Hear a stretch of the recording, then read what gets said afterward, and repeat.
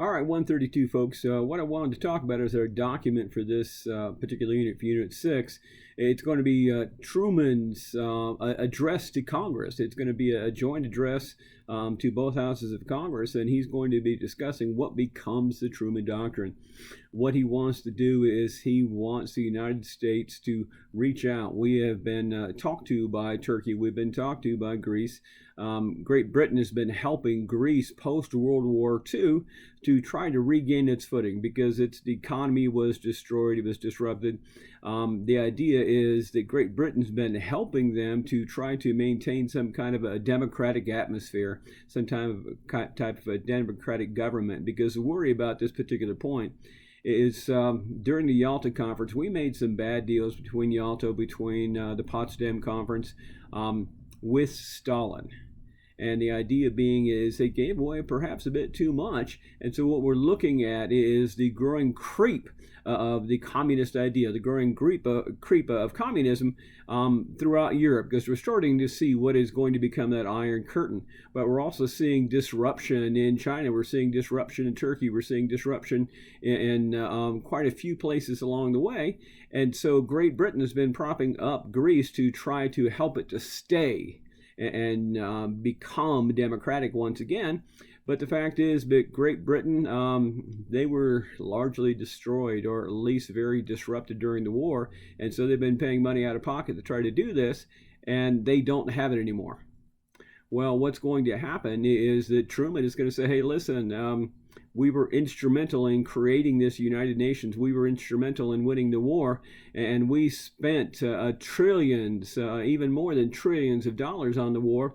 What I want to do is I want to take the place of Great Britain. I want the U.S. to step in, and we made the world safe for democracy, and what I want to do is I want to make sure we keep it safe for democracy. And so what he is talking about is what's going to be known as the Truman Doctrine. And the Truman Doctrine is hugely important, folks, because it's about us. One of the superpowers. And really, at this point, there's only two. There's going to be the USSR, and there's going to be us.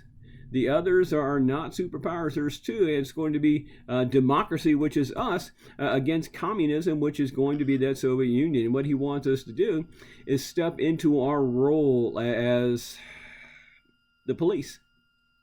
All right? And this is our introduction into this particular role.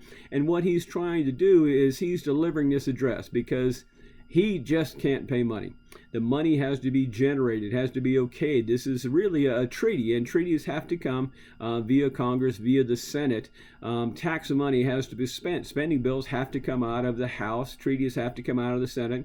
And so he's making this address. But what I want you to do is pay attention, because it says it's his address to Congress, but he knows that this is going out on the radio. There's a very good chance this may hit that fantastic new invention, the TV.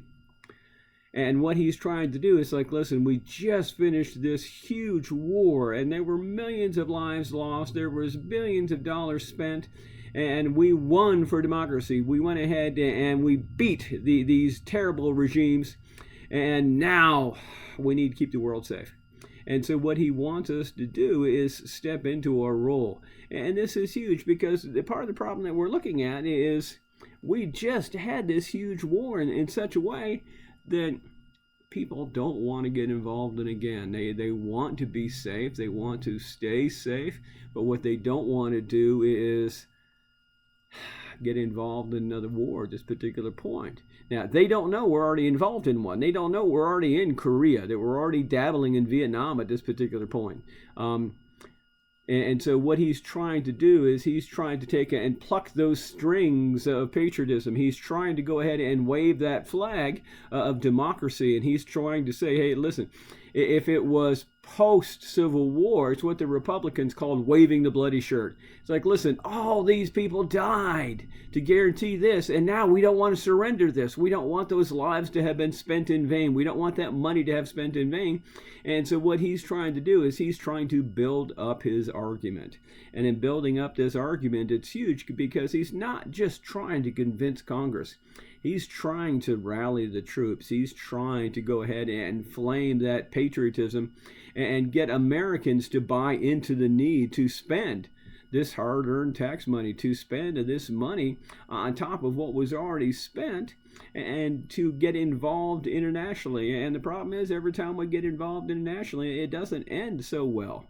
And so what he's trying to do is he's trying to list reasons. He's trying to build this argument. He's trying to say, well, listen, it's us or them, and if you don't spend the money, it's going to be them. So what I want you to do is I want you to read this and make sure you pick out some of the ideas, some of the things that he's falling back on, and look at his arguments, because he's going to set the policy that we very much still follow today. I mean, we're still locked into the Truman Doctrine. We're still worried about what's going to become known as that domino principle.